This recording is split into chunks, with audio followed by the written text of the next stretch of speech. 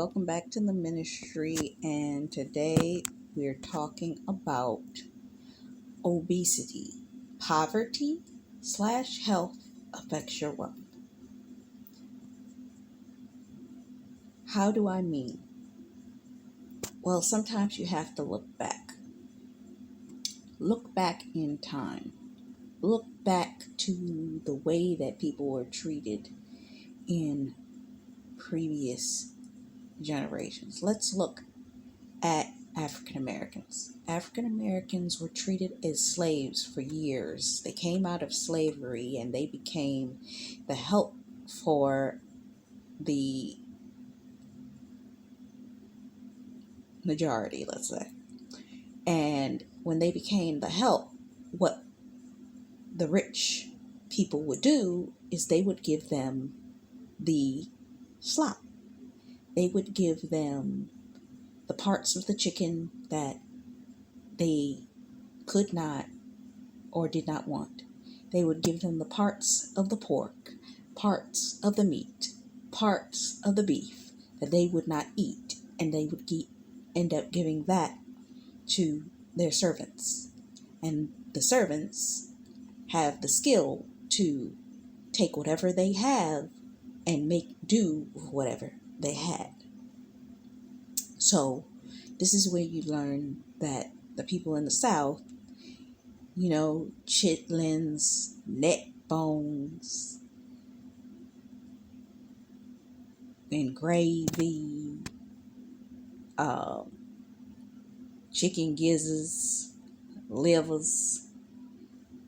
These are all the parts of the animal that ain't nobody want.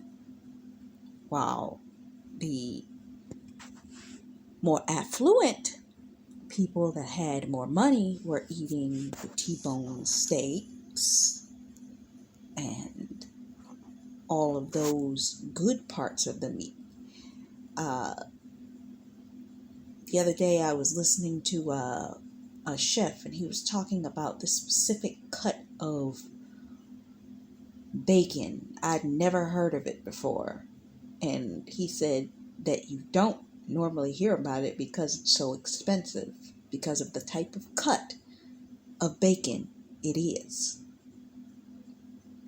for the way that the cow was raised and so on and so forth. You would never even hear about this cut of meat as a natural everyday person unless you were in and dealing with being a chef, especially for a high-end chef. So this particular person, not a particular person, but when it comes down to certain ethnicities, even let's go back and look at the Indians. The Indians, they had grounds. They would always have the meal, the corn, certain vegetables and pastas and all these kinds of things. And notice that these are the things that they give away. And of course, the Mexicans and the Spanish know exactly how to make your quesadillas and all of this type of food that it's not really particularly healthy for you, but it gets you by if that's what you have to make. You understand what I'm saying? So it becomes a poverty mindset around what you're eating. But think about it like this. Have you ever thought about the parent that they're so poor that they can't afford to throw away their food? So if they drop the food on the ground and it was a whole pot of spaghetti or a whole pot of what have you, most people would pick that pot up and toss all that food in the trash. But a person that is in poverty, that can't afford to buy food, might actually take that pasta, put it back in the pot, rinse it off, completely clean off all the sauce, clean the meat, make sure there's no hair or no nothings in it, put a new batch of sauce on there, cut some new onions and so on and so forth, and put that stuff right back on the table because they can't afford to throw that away. They got too many kids and they ain't got enough money. Some might say that's atrocious, but guess what? There are people that are doing it every day. It's either that or starve. And if that's a good meal that they haven't had in a long period of time, because that's the one meal that they could get their hands on, best believe if it drops, they're going to wash it off. How about this? We all heard about restaurants.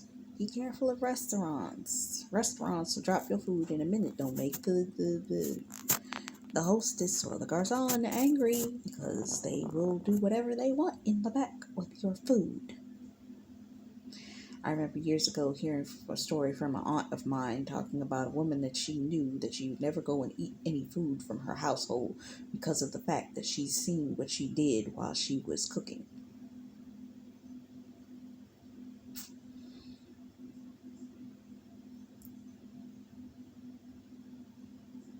Let's just say you wouldn't want to be around bodily fluids being around your food.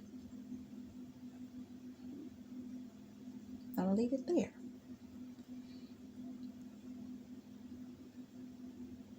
But you have situations and scenarios that, now, if we take the moment and pause, some of that stuff is just plain disgusting. Others, I was literally just, and this is so interesting, I decided to stop what I was listening to come and record this video, and it's being brought up to me right as I'm saying this. Some of that stuff that's being done is being done as part of occultic witchcraft practices in order to perform occultic practices over food.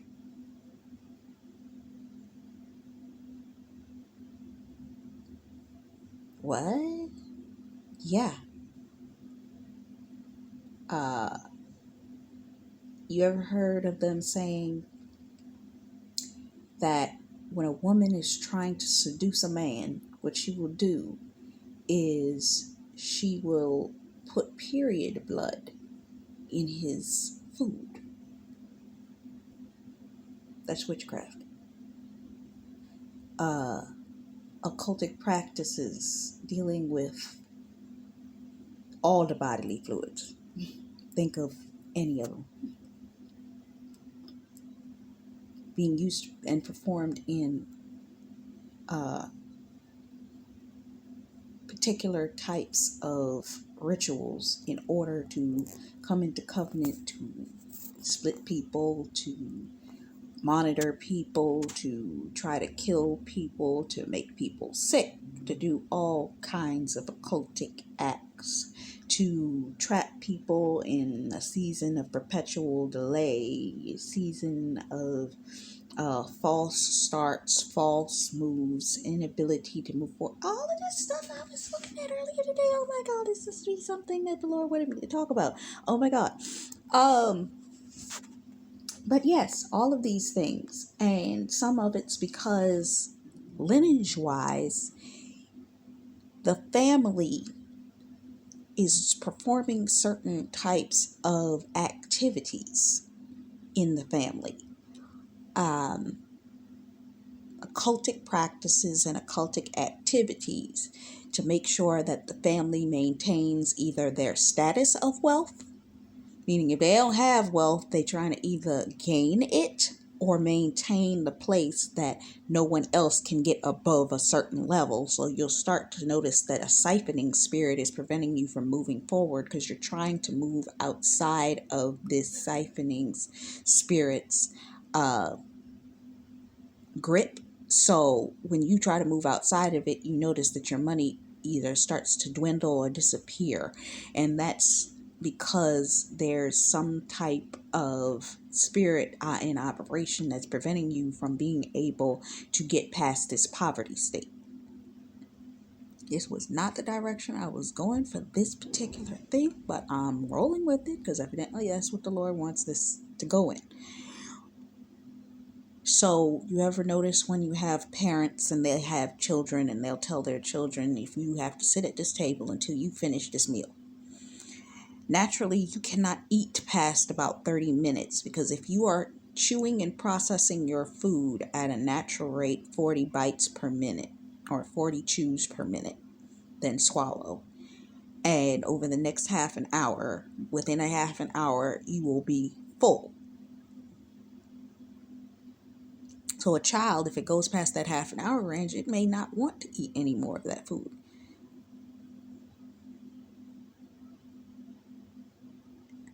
But obesity teaches us that we're taught by our parents we have to keep eating.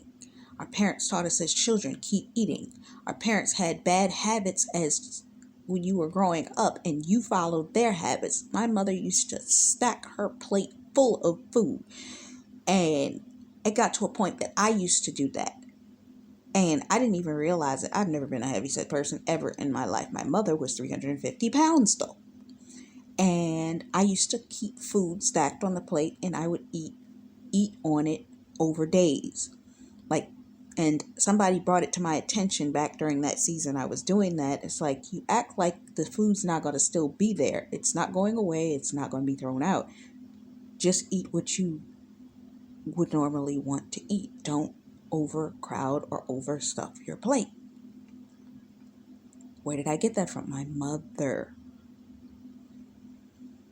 There are habits your parents will teach you that will be dangerous and detrimental to the way in which you're supposed to operate. And these things will carry into your health habits, which in turn will affect your financial habits. Now, back to what I was saying when it came down to occultic practices, some of that stuff is due to spiritual things that were put on your family's bloodline through covenant. It had to continue to maintain itself. For instance, if you've ever heard of pouring libations, I'd never heard of it until I went to a family related thing and saw it. I was like, wait a minute, what is this? I had to actually go and ask a person that I knew that was Christian as well, that knew about different types of things. She's like, no, that's not a good thing. I was like, I know it isn't. And they will call, and certain types of calls and spiritual sacrifices by calling out names of dead relatives, that's New Age. Or how about this? Offering up the wombs of every female in the family's bloodline, served as a sacrifice on a platter. You don't understand. Just so that they could gain wealth in their families.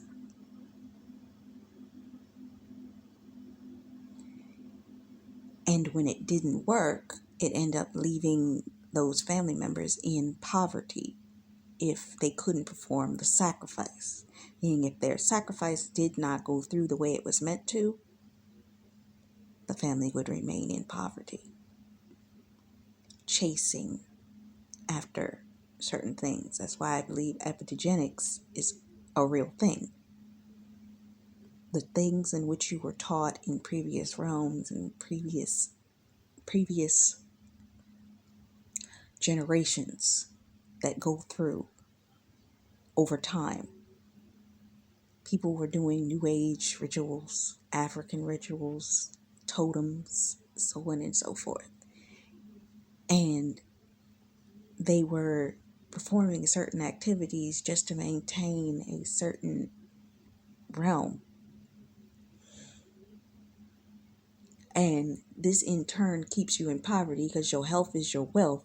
So if you are performing and coming into covenant with certain things, maybe you're eating things that aren't supposed to come into ingestion, all of these types of things through obesity, and you're becoming fat, but it has nothing to do with you becoming wealthy. And the only way that this can actually be broken is if you come into a health regimen where you're breaking, not only you're spiritually breaking these activities, but you're physically breaking it by coming into alignment and agreement with healthy food choices and regimens. This is interesting. One of the ministers I listened to was talking about this yesterday, that people are going to start eating right and eating more healthy. My biggest issue is access. When I have access to the right foods, I don't eat like a crazy person. I eat normally. But if all you have access to is pasta and cornmeal and grains and this, now soul food's good. How are you preparing it? Are you preparing it in a healthy manner? Is it canned or is it fresh? How is it being prepared? In what way are you preparing it? What seasonings are you putting on it? Are you putting a lot of seasoning? Are you putting a little bit of seasoning? Are you putting healthier seasoning? Are you putting fresh seasonings? Or are you putting preservative seasonings that are full of salt and so on and so forth? All of these things have an effect, and it affects your body, how you ingest these things. All of these things are elements that you need to be aware of, pay attention to, and know that it's affecting you. It's affecting your ability to move forward, and it actually can make you sluggish. You may feel like you're depressed, oppressed, and depending on what kind of nutrients you're getting aside from the food in which you're eating, it can make you feel suicidal because your mental health is being affected by what it is that you're ingesting. The sugars are affecting you and bringing your mood down. The starches in the food are making you sluggish and unable to process the food through your system. So you might run into constipation, inflammation, all of these kinds of things. And it's affecting your body. And I will tell you this, I have never seen it cease to amaze me. If my body was in any way, shape, or form constipated, my money was constipated, meaning my money was not moving. If I was not operating in a phase of momentum, everything I was working on wasn't moving in a phase of momentum. Watch your body and see what happens with your body, and you'll see what's happening with your actual life around you. If you're a business person, if your body's out of whack, your business is out of whack. Tell me I'm lying. Start tracing it. Start tracking it. If you notice that when you're eating something and you get really sluggish and you cannot perform your activities,